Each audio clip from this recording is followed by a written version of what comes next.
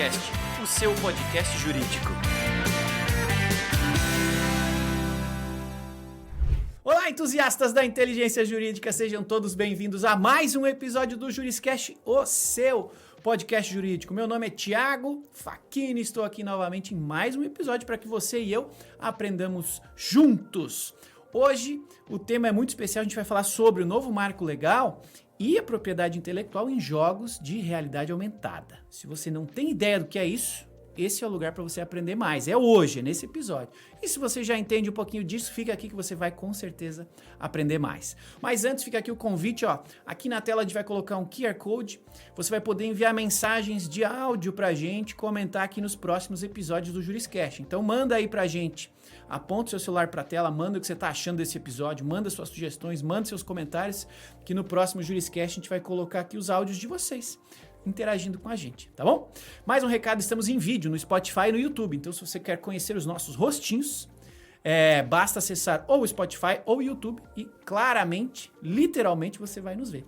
E, logicamente, estamos disponíveis em formato de áudio em todas as demais plataformas de consumo de podcasts, tudo bem?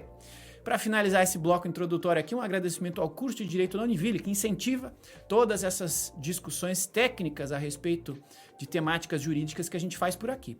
O curso de Direito da Univille tem mais de 25 anos de história, é detentor do selo OAB Recomenda. Então, se você quiser saber um pouquinho mais sobre este curso, basta acessar univille.br/direito. Vamos a ele, o nosso convidado de hoje é o Davi Fernando Rodrigues. Ele é advogado, técnico em processamento de dados, sócio do escritório Montauri Pimenta, Machado e Vieira de Mello Advogados, pós-graduado em Direito da Propriedade Intelectual na Escola Superior de Advocacia da OAB-SP, a ESA, em Intervenção Sistêmica pela Universidade Federal de São Paulo e em Direito e Tecnologia da Informação na Escola Politécnica da Universidade de São Paulo. Davi, seja muito bem-vindo ao Juriscast.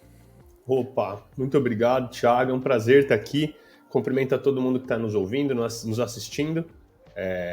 Muito legal, um tema muito instigante, né? Acho que tomou bastante espaço na mídia depois agora da recente promulgação do marco legal dos games. E vamos lá, vamos tirar as dúvidas aí que possam surgir. Vamos falar. Propriedade intelectual é um tema que todo mundo tem alguma noção, mas profundidade, pouca gente tem. Uma legislação bem extensa, específica, né? Então, legal que você está aqui e eu gostei da associação com o tema dos jogos aí, com a realidade virtual, porque no nome já tem realidade. Então, quando a gente fala de algo real, tem que ser real. E ao ser real, pode ter aí relação com propriedade intelectual de terceiros, né? Muito legal essa temática. Vamos conversar um pouquinho, vamos falar sobre, para quem ainda não sabe, né, o que é realidade virtual, esses jogos. Acho que é legal você dar um pouquinho de contexto pro pessoal e já emendar falando aí pra gente, você como advogado e para quem tá aqui também da área jurídica ouvindo a gente, por que é importante a gente falar sobre isso agora? Tá, vamos lá. Eu acho que o primeiro dado que a gente precisa trazer aqui é a importância desse mercado, né? Nós estamos falando de algo que girou 200 bilhões de dólares ao redor do globo no ano de 2022, que é o último dado fechado que a gente tem a esse respeito, e se tornou, né, o principal setor de entretenimento e mídia do século XXI.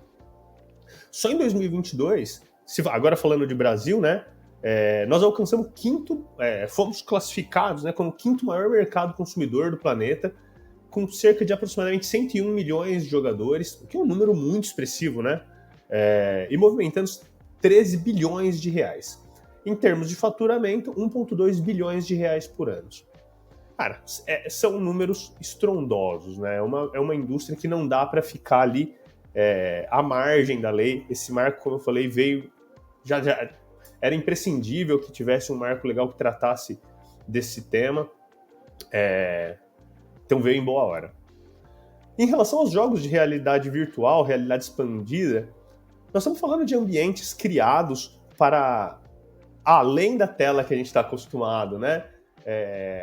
Acho que a gente pode ampliar aqui tudo que a gente vai falar, não só para os jogos de realidade virtual, que tem algumas peculiaridades, mas para toda a indústria de games. E quando a gente fala indústria de games, nós não estamos falando só de desenvolvedores e etc. Nós estamos falando também de times que se formam, dos campeonatos que são produzidos, dos produtores, de conteúdo, né, os streamers, e assim por diante. Então, é uma indústria que envolve uma série de setores e que extrapola ali simplesmente aquela visão ortodoxa que muita gente tem, que é uma criança em casa jogando videogame na frente de uma tela. É um universo à parte e que é muito mais real do que o nome pode indicar.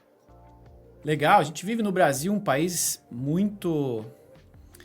com a sua história, a sua cultura muito atreladas ao futebol, Fórmula 1, alguns esportes em específico, e os games, né, os jogos, sempre tiveram, desde aí da sua criação, passaram a ter uma adesão grande, mas nunca foram vistos como com volume, né? E nos últimos anos a gente tem visto campeonatos mundiais de diversos jogos, muitas pessoas ali, seja no celular, seja ainda nos computadores, seja nos consoles ali, consumindo jogos dentro de comunidades gigantes, comunidades inclusive colaborativas, né? Quando a gente falava antigamente de jogos, né? O produtor do jogo era o detentor da disseminação e da multiplicação dele, mas hoje em dia a gente já tem universo colaborativo, onde os próprios membros, os próprios jogadores podem criar elementos, podem criar imagens, representações, vídeos que inclusive sejam propriedade de outras pessoas. Então tem um fator de complicação aqui por conta dessa intervenção do próprio usuário na disseminação das imagens, não apenas imagens, né? Que é muito legal de analisar do ponto de vista jurídico. Então, para a gente começar aqui essa conversa, me fala um pouquinho aí dos elementos que na sua experiência, até aproveitando que a gente está falando sobre esse tema, tem mais episódio aqui, pessoal. A gente já fez um episódio aqui no Juriscast sobre direito gamer, onde a gente fala dos contratos e desse mundo de quem joga, de quem é profissional dos jogos. Então, assim, tem mais um universo aí relacionado aos jogos, a gente não vai tratar aqui hoje, mas que já tem um episódio do Juriscast para você consumir. Então, se você se interessa, rola aqui onde você está consumindo o episódio de hoje, que tem mais conteúdos aí sobre esse tema para você, tá? Davi, voltando, desculpa aqui, eu me empolguei no meu raciocínio, mas o que você entende de elementos nessas experiências de jogos, de realidade virtual ou aumentada, ou qualquer variação dela, quais são os principais elementos que você entende que podem, devem ou precisam estar no radar do advogado para que sejam protegidos, cuidados, acompanhados aí os seus respectivos direitos autorais, de imagem e tudo mais? Quando a gente fala de realidade aumentada, realidade virtual, a gente começa essa história falando do código-fonte que criou aquele cenário, né? Então, antes de qualquer coisa, como qualquer outro jogo, o primeiro elemento que a gente pensa é na proteção do código-fonte, que agora é explicitamente comparado a software, né? Pelo marco legal, que confere as mesmas proteções da Lei 9.609, que é a Lei de Software de 98. Então, acho que o primeiro ponto que a gente pode pensar ali, né, no espectro de proteção seria esse. Nós podemos pensar também, claro, na arte gráfica que tem ali, né? Quando a gente está falando, especialmente quando a gente fala de realidade aumentada. Então, toda aquela arte gráfica que cria aquele mundo paralelo, onde as pessoas são inseridas, elas são passíveis de proteção. Mas não só de proteção, porque a gente pode ter a replicação nesses cenários de ambientes já existentes e que podem conter propriedade intelectual de terceiros. Como marcas, como obras arquitetônicas, que podem estar sujeitas a algum tipo de deterioração, alguma utilização pejorativa, e que sempre vai acarretar ali da necessidade de que o titular daquela obra seja consultado. Então nós temos ali já uma segunda camada, que é aquele ambiente imersivo onde as criações estéticas também são protegidas. Como que elas vão ser protegidas? Nós vamos ter, além do direito autoral envolvido nisso, a gente pode ter proteção por marca, de eventuais marcas que possam ser criadas nesse mundo. Vamos pensar em metaverso, por exemplo, né? Ou trazendo mais antigamente Second Life, qualquer coisa que valha, que acho que são as primeiras experiências que muita gente mais velha já teve com realidade virtual, ainda que não seja aquela realidade virtual que a gente vê hoje com óculos e etc. Sim. são ambientes onde são criadas novas marcas, são criados novos serviços, são oferecidos serviços, e todos eles passíveis de serem necessários até mesmo de serem registrados como marca perante a NPI. Isso quando não pertencentes a terceiros, né? Nesses ambientes também são comercializados itens para os avatares. Esses itens também precisam de autorização, se forem itens que reproduzem as marcas de terceiros. Recentemente nós tivemos aí um episódio de uma bolsa Gucci, se eu não me engano, que foi comercializada por $4 mil.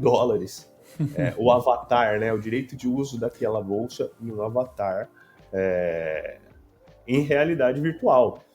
Então a gente está falando de ambientes que exigem proteção e exigem cuidado por parte de quem está produzindo ou usufruindo.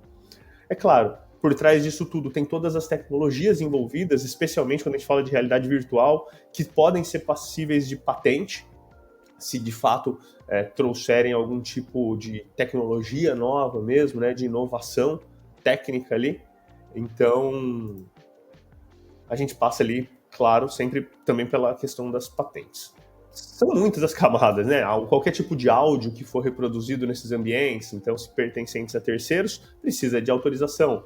Se forem autorais, precisam ser respeitados e assim por diante. Esse mercado ele é muito, talvez pela sua recência e pela sua direta dependência de uso de tecnologia. Imagino que para quem é detentor de marcas ou para quem defende determinadas marcas, determinada propriedade intelectual, como você bem falou, áudios, vídeos, a imagem de algo, de alguém, deve ser muito difícil pensar nesse ambiente e estar adequado a ele, né? Porque, como você citou no início, poxa, existem streamers, né? Como é que você sabe se a sua marca está ou não está presente em um jogo colaborativo, se alguém está ou não está disseminando, né, fazendo uma transmissão utilizando alguma propriedade sua.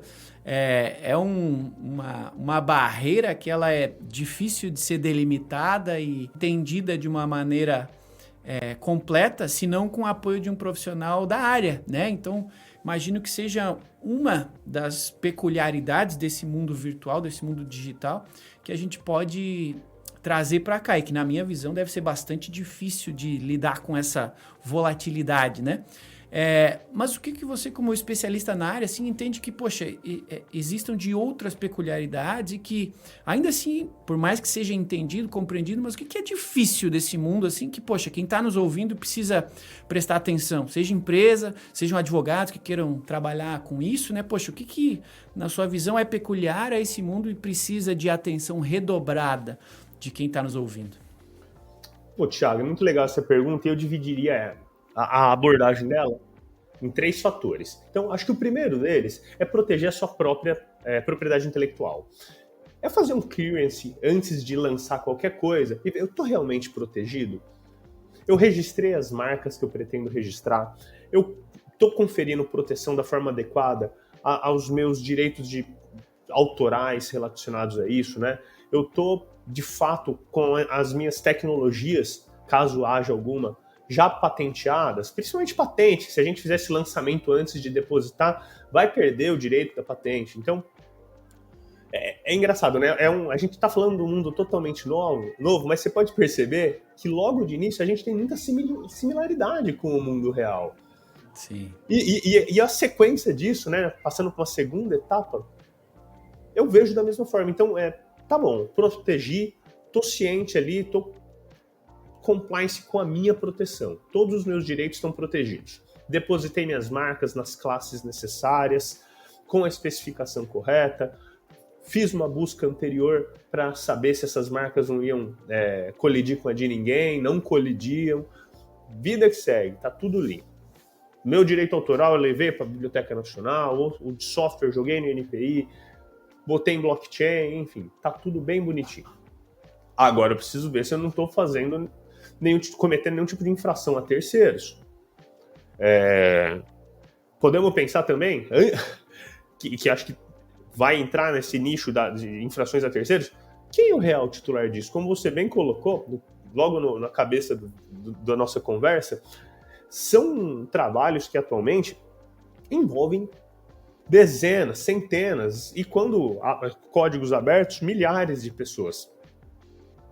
Então, quem é o real titular? Essas pessoas que são as titulares de fato, todas elas cederam seus direitos, estão com seus contratos devidamente em dia com o desenvolvedor, que ao final, né, ao fim e ao cabo, vai ser o titular dessa obra coletiva.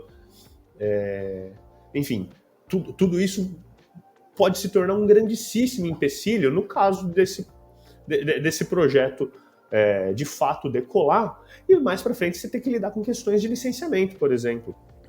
Uhum. Você vai ser de fato o titular desse direito? Você é o único titular desse direito para poder licenciar ele? Então, esse é um primeiro ponto em relação a terceiros. O segundo, eu não estou infringindo nada de ninguém, como a gente já falou, né? Não tem a marca de ninguém, eu não estou usando direito autoral de ninguém, não estou colocando nenhuma música de alguém, não estou usando o direito de personalidade de outros terceiros. Hoje é muito comum, né? Quando grandes estúdios vão fazer jogos ali, de esporte principalmente, reproduzir em detalhes mínimos, assim, a feição dos jogadores. E é claro, precisa da autorização. Temos uma questão que tem aparecido há pouco tempo, a questão das tatuagens desses jogadores, porque os tatuadores têm direito autoral sobre aquela obra que está oposta sobre a pele dos jogadores. E como a gente acabou de falar, né, são muito realistas, cada vez mais realistas esses cenários, essas tatuagens não podem deixar de aparecer. E nós já temos casos de tatuadores que ingressaram e quase impediram o lançamento de jogos, chegaram a uma justa composição ali antes do lançamento, então o jogo saiu, mas que se mostrou como um problema de fato, um problema jurídico real para quem está desenvolvendo esse tipo de produto. E talvez até então um problema que ninguém tinha pensado. Isso escapa um pouco do problema tradicional. Por último, é quando isso já está no mercado, proteger ele, Thiago, porque até 10 anos atrás, quando a gente falava de pirataria de game, 25 anos atrás, a gente falava de fita de videogame, né? Pega Nintendinho 8 bits, pega Mega Drive, Super Nintendo, e assim foi, PlayStation 2. Eu já fiz muito combate à infração. O nosso trabalho era localizar, administrar ali informações de locais, depósitos que esses jogos estavam guardados e movimentar a máquina do Estado, fosse a polícia, fossem ações judiciais, para apreender esses produtos. Com as tecnologias mais atuais, isso já é um problema, diria passado. É um problema passado. Com com as suas próprias centrais cada uma vai ter o seu nome, né? Não vamos falar de nenhuma específica, mas de cada console próprio, de cada desenvolvedor próprio mesmo, jogos que rodam em streaming, então você não precisa mais ter aquele console específico muitas vezes, até televisões hoje já vem ali com softwares para você poder jogar isso. Tudo depende de você pagar, então é um problema superado, mas que para jogos de computador, por exemplo, ainda podem se mostrar como uma dificuldade. Então acho que seriam os 3 pontos principais ali a serem objeto de atenção. É legal, eu fico também imaginando aqui, para quem acompanha lives, por exemplo, de alguém, por exemplo, você tenha visto um show lá no YouTube ou uma transmissão de algo, de alguém, quando existe uma transmissão ao vivo, já existe software que, ouve, né, o software lá do YouTube, por exemplo, se você estiver num ambiente onde está tocando uma música que tem seu direito de propriedade registrado, o próprio software já identifica e já bloqueia aquele áudio, já faz essa proteção em nome do detentor daquele direito, né? O YouTube derruba, né? O YouTube, o Instagram derrubam na hora. Não só derrubam, né, o uso indevido, como também usam essa mesma tecnologia para fazer o repasse dos lucros para os detentores daquele direito, né? E eu estava aqui me pensando em tudo isso que você estava falando e pensando, será que um dia essa inteligência artificial que a gente vê evoluir a passos largos no mundo de hoje, será que em algum momento a gente vai ter isso aí também para elementos visuais? Por quê? Um videogame é composto por diversos elementos visuais que compõem a sua identidade, né? Quando a gente fala de fotógrafos, as fotos São representações visuais protegidas né, pelo direito daquele fotógrafo. Filmes, mesma coisa. E os elementos gráficos de uma tela de um jogo, de uma tela de um computador, você falou de softwares, né? Jogos são softwares. Então, assim, poxa, será que um dia a gente vai viver nesse mundo onde haja uma tecnologia para visualmente proteger o direito de terceiros nessa linha? Acho que ainda estamos longe, mas é uma discussão legal até para falar num próximo episódio, porque imagino que seja um exercício de futurologia e, ao mesmo tempo, de análise técnica das possibilidades de hoje e do futuro, né? Eu não vejo que a gente seja tão distante, sabe? Porque acho que se aplicariam técnicas de reconhecimento facial. Vai depender muito só do banco de dados que essas tecnologias possuam para poder fazer esse reconhecimento e essa derrubada. Então, um determinado cenário de um jogo, vamos falar de GTA, por exemplo. Então, é um jogo, usando como exemplo, que é muito conhecido e que tem seus cenários específicos. Se algum outro jogo for rodar em cima daquela base, sem a devida autorização, fica muito fácil. Se a ferramenta de reconhecimento tiver aqueles elementos no seu Big Data, ela vai localizar e já pode fazer a denúncia. E é esse um ponto legal, né? Porque hoje a gente fala, né? Falando de combate à pirataria em propriedade intelectual, o grande desafio é o combate à pirataria em marketplace. Se tornou um problema, segue sendo um problema, mas um problema muito menor hoje, por exemplo, quando a gente fala de grandes galerias que vendem ainda, né, produtos falsificados, bairros de cidades que são dedicados a esse fim. Isso continua sendo um problema. Mas com a expansão dos marketplaces, tudo migrou para esses locais e o grande problema, então, tem sido o combate à pirataria nesse ambiente online. Eu acho que o próximo passo é justamente isso que você colocou. Como vai ficar o combate a essas infrações de realidade, em cenários de realidade virtual, de jogos de realidade virtual, de interação e etc., por meio dessas ferramentas. O desenvolvimento dessas ferramentas para que passem a abarcar também estes cenários. São robôs, né? Sim. Acho que tem alguns exercícios aqui legais a se fazer, mas antes, meus amigos, esse é o Dr. Davi Rodrigues falando com a gente sobre propriedade intelectual aí em jogos, em softwares, na realidade virtual, e conto com a sua colaboração, com a sua participação aqui, meus amigos.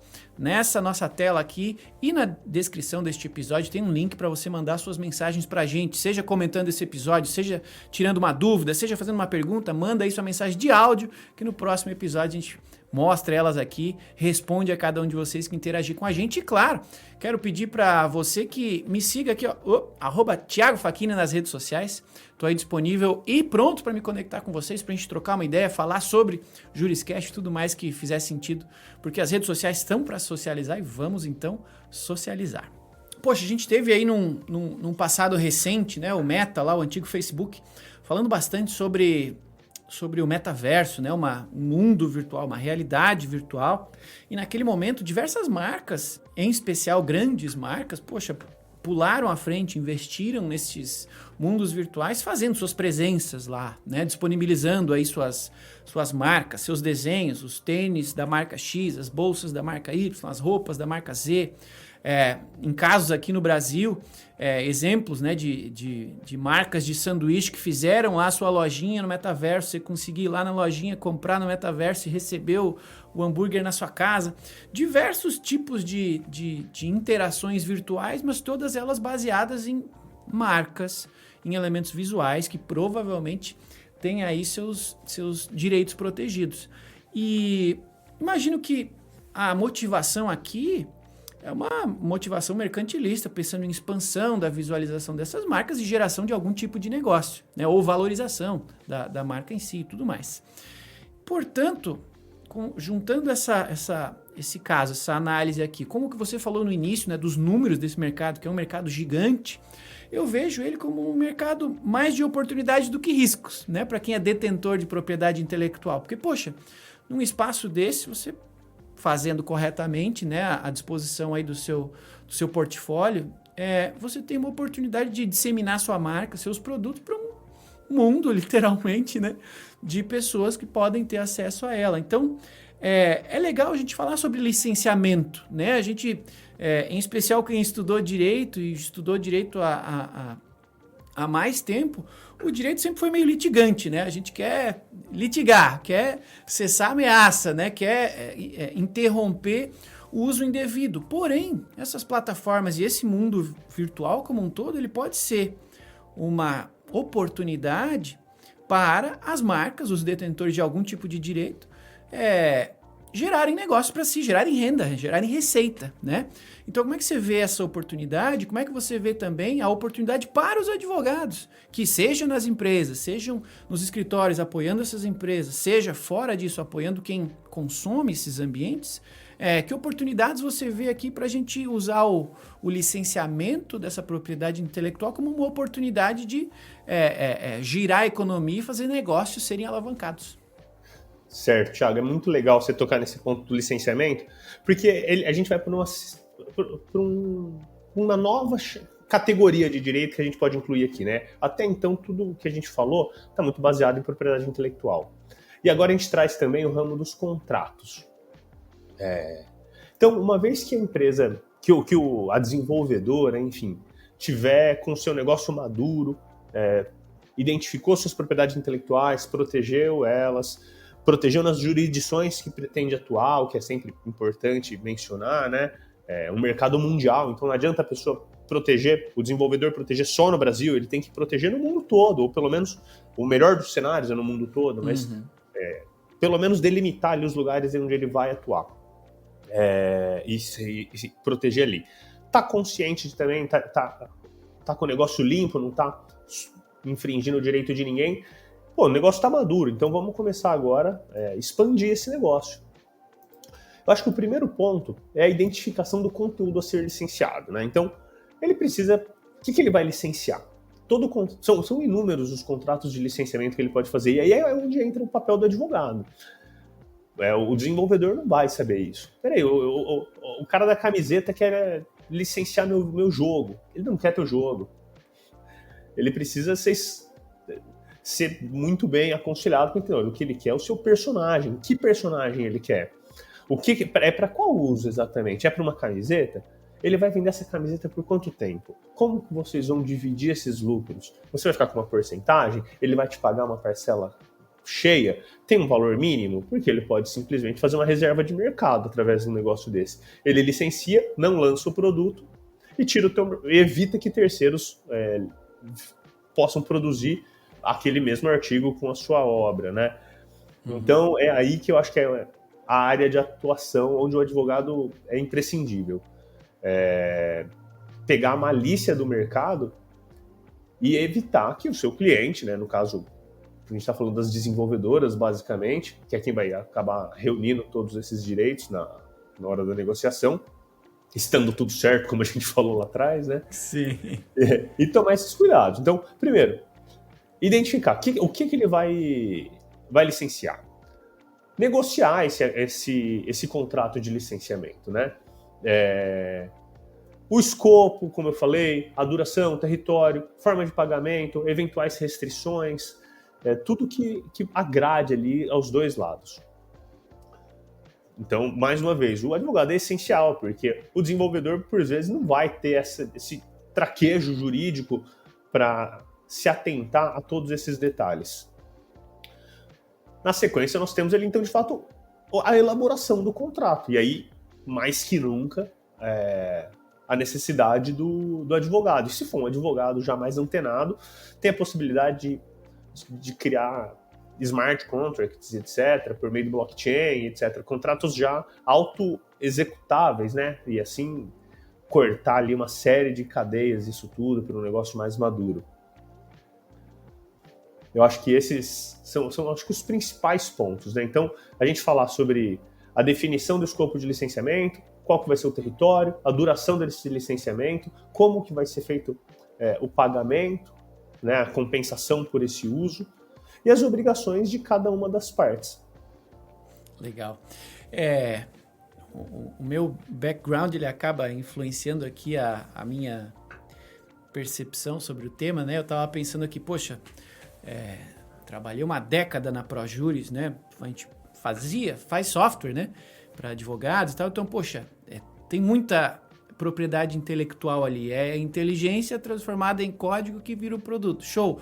Um jogo é a mesma coisa, né? E eu estava aqui ouvindo você falar e pensando assim, poxa, além de tudo, né? Além de ser complexo, além de ter muita coisa para pensar, para combinar, a passagem do tempo também muda como as marcas evoluem, como as pessoas interagem com elas, né? Com marcas aqui, eu estou generalizando o conceito aqui de propriedade intelectual, né? Então, acho que é importante também que os advogados e as empresas fiquem atentas também a essa evolução, porque a partir do momento que você muda algo, acredito que seja sua marca, seja seu código-fonte, né? Seja a funcionalidade específica dentro daquele jogo, seja suas novas composições, poxa, você tem que continuar evoluindo esse seu controle, né? E essa sua proteção a respeito dos artefatos que você detém, né? Porque pode acontecer, aqui é uma dúvida, né? Pode acontecer de você não acompanhar a evolução da sua marca, da sua propriedade, perder controle dela por conta desta descaracterização que a evolução dela gera? Essa pergunta estava fora da pauta, mas eu pensei nisso aqui. Uma pergunta muito, muito plausível, porque a gente lida com isso todo dia, Thiago. E não só nessa área, né? Vamos trazer, então, vamos colocar isso de forma mais expandida. As empresas esquecem de atualizar seus registros. As empresas simplesmente mudam suas marcas, o seu marketing, cria novas apresentações visuais e não noticiam isso ao jurídico, que deixa de atualizar os registros. Então, passam-se 5 anos, ele está usando uma marca que não tem mais proteção, algum terceiro mal intencionado entra com pedido de caducidade, anula a marca dele, porque ele não tem como provar que usou a marca tal qual concedida, e ele está desguarnecido de proteção. É claro que a gente está falando do cenário mais grave possível, mas acontece, cara. Acontece com grandes empresas. Imagina num cenário, em grandes empresas que têm jurídicos consolidados, empresas como a de vocês que dão um suporte tecnológico, que, né, para agendamentos de tarefas, etc. E assim por diante. Imagina num mundo onde, por vezes, você está lidando com pessoas que não têm esse traquejo jurídico, que são desenvolvedores. E nem deveriam ter, né? Não faz parte do know-how deles. Sim. Isso passa despercebido, passa demais. O foco está em outro ponto, né? E é para isso que é importante ressaltar e reforçar a importância de ter o apoio de uma assessoria jurídica, seja externa, né, no escritório de advocacia especializado, com um especialista como você, seja com um departamento jurídico interno que entenda disso. É imprescindível que exista a preocupação e o conhecimento específico para tal, né? O generalismo aqui acho que mais atrapalha do que ajuda, né? Que quando a gente fala de propriedade intelectual, a gente está falando de um conhecimento bastante específico, com legislação específica, com prazos específicos e procedimentos ainda mais específicos, né? E então reforça essa necessidade de ter um apoio especializado. Falando... Fazer só um adendo, ainda que a gente esteja falando de um mundo totalmente tecnológico, né? Temos aqui no nosso escritório uma ampla variedade de ferramentas digitais que nos ajudam ali na colidência das marcas, etc. Cara, isso tem muita força humana por trás ainda, porque ao fim e ao cabo, o software não vai te falar ali que marca que colide de fato. Você precisa fazer um tente antes de passar para o teu cliente aquela marca que estão depositando que pode vir a se tornar um empecilho para dele no futuro, atrapalhar o negócio dele no futuro. Então, não é inviável tanto que empresas tenham isso. Grandes empresas terceirizam isso. Imagina estúdios pequenos, como é a realidade da grande maioria. É impossível ele fazer isso em casa. Sim. É essencial que se busque, e pode parecer que a gente está advogando em causa própria, né? Mas não é, cara. É essencial que ele busque o apoio de um profissional especializado na área para dar o aconselhamento correto. Aquilo com certeza não vai ser despesa, aquilo é investimento, porque no fim do dia o que ele tem é tudo propriedade intelectual. Legal. Ele não vai ter nada na mão se ele não proteger o software dele. Ele não vai ter nada na mão se ele não criar valor para aquele personagem, para aquele nome dele. Ele pode até viralizar, mas não vai ganhar nada. Não vai conseguir explorar isso da forma correta. E acredito eu que a grande maioria dessas pessoas tenham sim interesse. Elas precisam sobreviver. Não estou nem falando que é todo mundo capitalista que quer ficar milionário. Mas elas precisam sobreviver, elas precisam tirar alguma renda daquele trabalho delas. E elas não vão conseguir. Sem falar na proteção do próprio negócio, né? Que, num caso extremo, mas acredito que comum como esse, né? A não reserva aí de um direito pode te fazer, você que criou aquela marca, aquele personagem, aquele software, ter que cessar o uso da sua própria criação, se alguém fez o processo, né? Então, assim, é imprescindível ter essa visão do quão imprescindível é proteger o intangível, né? Que enquanto não tiver registro, é intangível o risco e a oportunidade. Depois que está registrado, está protegido, aí sim a gente consegue precificar e aí sim, né, remunerar o trabalho de criação e desenvolvimento, né? E como você falou, sempre atualizando. Sempre atualizando. Sempre atualizando. Legal. Eu falei há pouco aqui sobre a oportunidade, a necessidade de ter o apoio de um especialista, né, no acompanhamento desse tipo de necessidade. E aí eu queria te fazer uma perguntinha em específico, como a gente está falando de games, e a gente citou em algum momento aqui o marco legal dos games, eu queria que você fizesse aqui um adendo para a gente aqui também, falando sobre o marco legal, né, que é uma legislação razoavelmente nova, né, de 2021, se não me engano, e que trouxe alterações significativas para esse mundo e que talvez quem está nos ouvindo não entenda o que ela... no que ela influencia. Então é legal a gente ver aqui, citar o que você entende que foram as principais transformações que geram as principais oportunidades e riscos para quem está inserido nesse mundo, seja da produção, né, como artista, como detentor de direitos, seja de quem atua na área jurídica apoiando essas pessoas. Vamos lá. A legislação é muito recente, né? Ela entrou em vigor agora em maio desse ano, então é um assunto que vem sendo discutido há bastante tempo, mas que foi promulgado muito recentemente. Não é uma legislação muito extensa, mas é de suma importância, porque ela abre espaço ali para o que a gente precisava, que é a regulamentação do mercado. E como que ela se deu? Então, vamos lá. Primeiro ponto que eu acho importante, né? Ela define o que são jogos eletrônicos e ela equivale esses jogos, a proteção desses jogos à lei de software. Então, ela especifica ali o que é console, o que é jogo.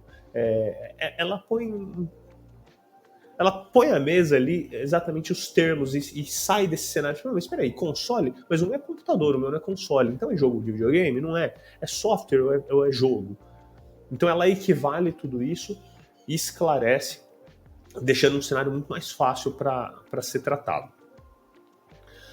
Outro ponto que eu acho muito importante, ela categoriza as empresas desse ramo.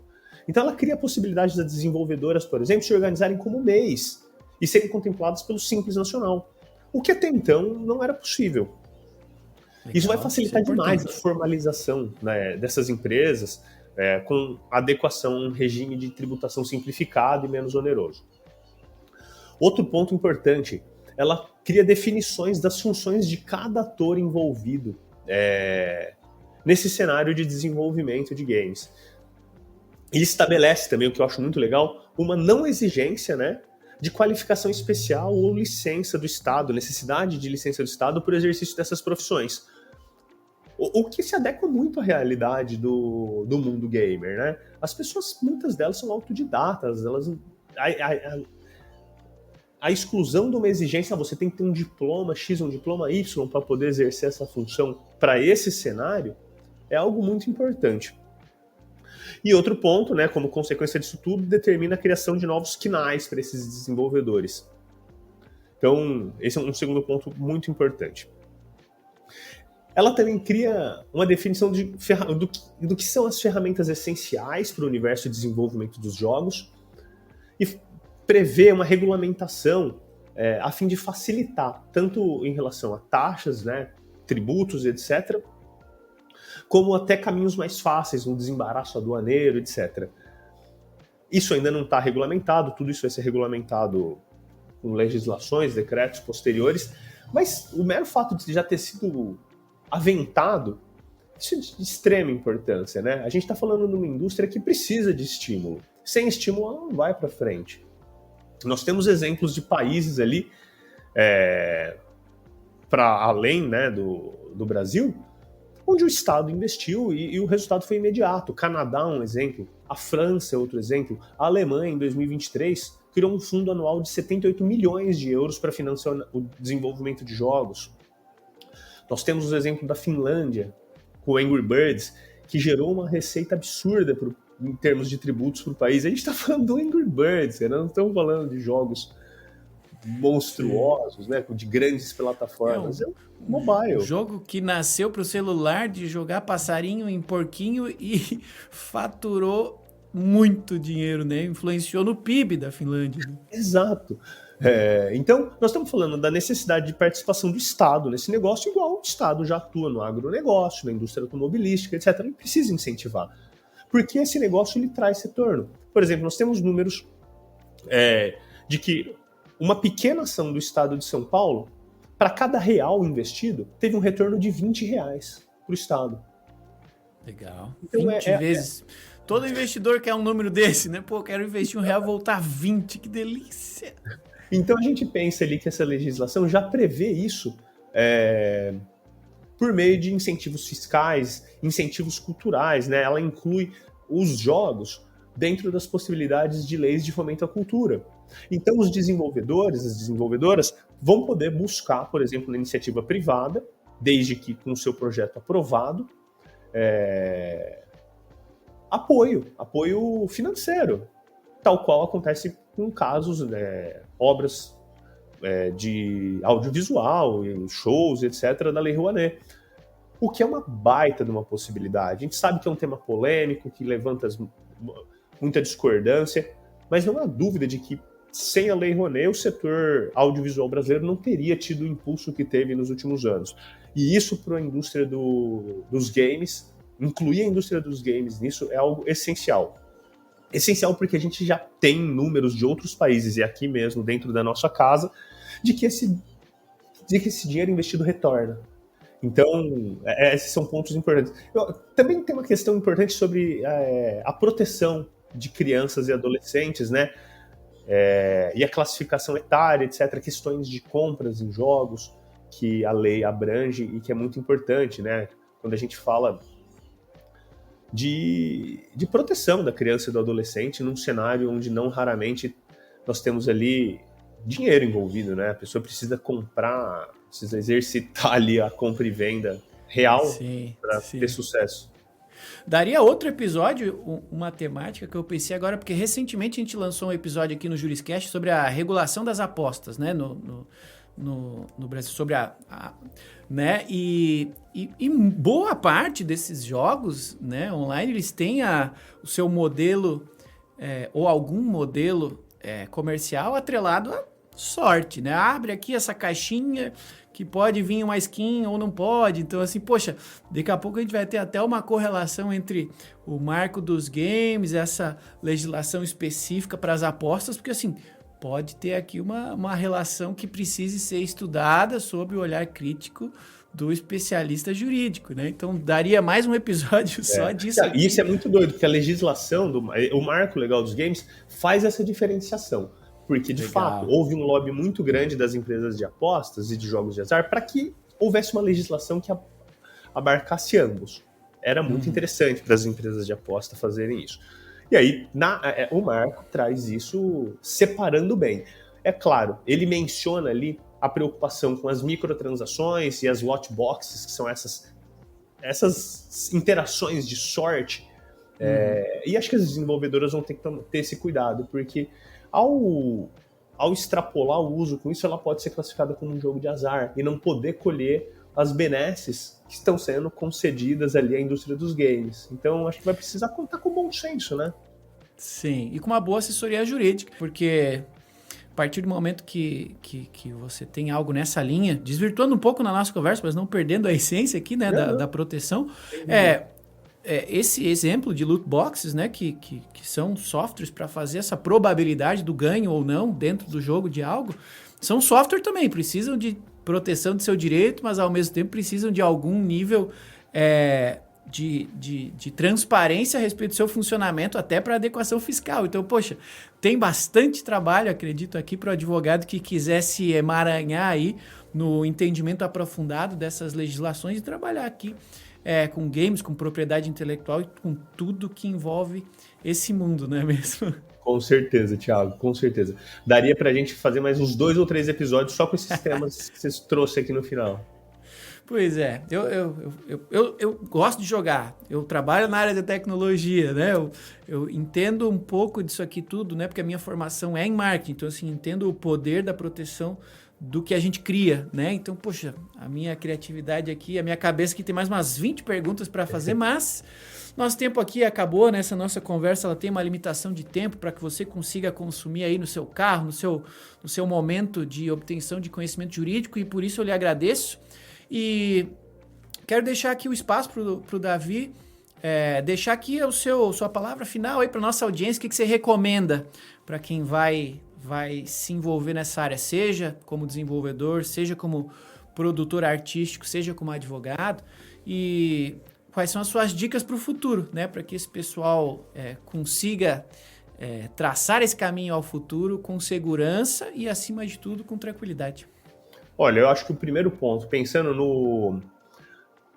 no alvo desse marco legal e dos desenvolvedores, é a profissionalização do negócio. A gente não pode mais achar que a gente está lidando ali com uma farra. E essa profissionalização não é só no desenvolvimento dos jogos. Quando a gente fala dos times, os times de jogadores precisam ser profissionalizados, os campeonatos precisam ser profissionalizados. E isso vai atrair investimento. Isso vai atrair resultado benéfico para essas pessoas. Quando a gente está falando do nosso público, né, nossos colegas, eu acho que a recomendação é muito parecida. É a especialização. Estudar propriedade intelectual a fundo. Não é algo que você vai usar só para questões de realidade virtual ou games. Então, a propriedade intelectual que a gente usa ali para atender outros clientes é a que se aplica aqui também. A gente precisa ter algum conhecimento de tecnologia, invariavelmente, tá perto desse universo para entender as terminologias, para entender como a dinâmica do mercado se dá, mas ao fim e ao cabo a gente tem que estar se atualizando, cara. Então, é isso, estudar contratos, estudar propriedade intelectual, direito autoral, lei da propriedade industrial, novas formas de proteção, quando a gente fala de blockchain, etc., e ter sempre o apoio de um especialista ali para o qual a gente se coloca sempre à disposição. Maravilha! Dr. Davi Rodrigues falando com a gente sobre propriedade intelectual em games, em realidade virtual e entornos, né? A gente fez uma conversa aqui bem ampla, foi super legal. Davi, muito obrigado pela tua presença aqui, pela sua disposição em compartilhar aí o seu conhecimento com a gente. Fique à vontade aí para deixar sua palavra de despedida para a audiência e, claro, se fizer sentido para você, deixar alguma forma de contato para que as pessoas lhe encontrem, continuem essa conversa que ela começa aqui no episódio, mas ela não acaba aqui, então fique à vontade. Bacana, olha, eu agradeço aí pelo convite. O podcast é muito legal, um bate-papo muito descontraído e leve, né, para tratar de assuntos tão densos. Então, muito obrigado pelo convite. Acho que pode nos encontrar nas redes sociais como Montauri_IP ou Davi com Demudo, DAVI, letra D e MUDO, Davi com Demudo, ou Montauri_IP de Intellectual Property. E nesses canais nós estamos à disposição aí para o que precisar, para solucionar dúvidas, para bater papo, para trazer novas dúvidas, inclusive, por que não? Sim, como eu falei, as conversas e as dúvidas, elas começam aqui, mas elas não acabam. A gente vai atrás de mais conhecimento, porque esse mundo aqui do jurídico inteligente, né, o jurídico que evolui, é baseado em evolução, é baseado em conhecimento, e o Juriscast ele se propõe a fazer isso, trazer um especialista para compartilhar conosco o conhecimento que eles adquiriram aí ao longo das suas vidas, ao longo das suas carreiras. Então, Davi, muito obrigado de novo por ter compartilhado aí seu tempo e seu conhecimento conosco, E um agradecimento especial a você que sempre acompanha os episódios do Juriscast aí, são todos gratuitos e tem o único objetivo de ajudar você, ajudar a mim, ajudar todos nós a formarmos aí um ecossistema jurídico que seja próspero, baseado aí no compartilhamento do conhecimento para que ele se multiplique. Então, a cada um de vocês que nos acompanhou até o final de mais um episódio do Juriscast, meu muito obrigado. Nos vemos na próxima quinta-feira que vem, no mais novo episódio do Juriscast. Até lá e tchau. Tchau, tchau. Muito obrigado a todos. Valeu, Thiago. Você ouviu o Juriscast, produção e oferecimento ProJuris, plataforma de inteligência legal, líder no desenvolvimento de software para departamentos jurídicos e escritórios de advocacia by Softplan. Conheça mais em projuris.com.br.